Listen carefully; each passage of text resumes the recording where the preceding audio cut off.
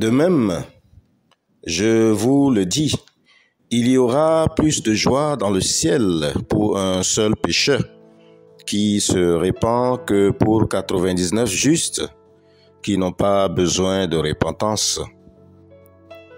Luc au chapitre 15, le verset 7. Amen. Ta repentance produit une grande joie dans le ciel.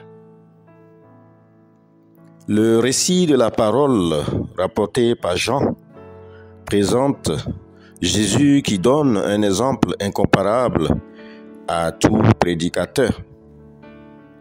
Ce dernier, en effet, ne parlait pas en termes abstraits, mais il utilise des paroles teintées d'images pour un auditoire certainement très simple à l'époque et qui pensait probablement en images plutôt qu'en abstraction et qu'en de beaux discours.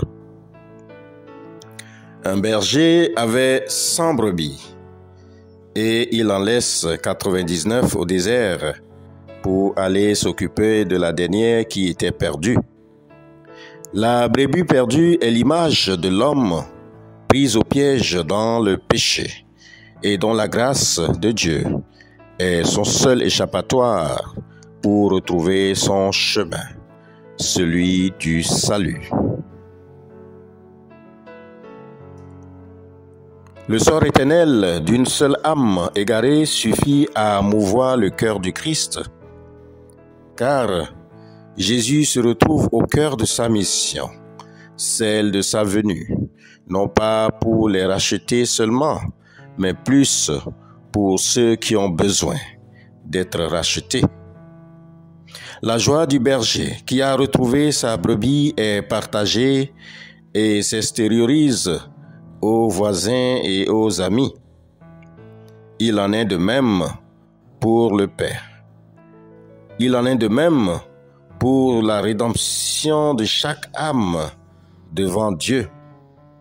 Et cette joie se retentit même dans le ciel. Ma sœur, mon frère en Christ, la repentance, lorsque tu te détournes du mal et que tu acceptes Jésus comme ton Seigneur et Sauveur personnel, ta repentance est une grande réjouissance pour Dieu et pour les anges. Cette joie divine est l'expression même de la nature de notre Dieu. Dieu amour, Dieu de gloire dans sa grâce parfaite.